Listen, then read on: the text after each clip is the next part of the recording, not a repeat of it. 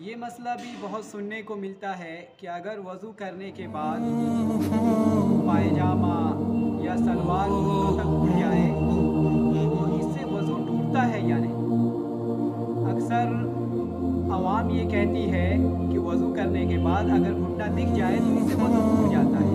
तो आइए इस सिलसिले में हम जानते हैं कि वज़ू बनाने के बाद अगर पायजामा या सलवार घुटने से ऊपर हो जाए और घुटना दिख जाए तो क्या वज़ू टूट जाता है। तो इसका जवाब ये है कि नहीं, घुटना खुलने या नज़र आने से वज़ू नहीं टूटता। यानी ये लोगों में जो मसला मशहूर है कि वह घुटना अगर दिख जाए तो वज़ू टूट जाता है, इससे वज़ू नहीं टूटता।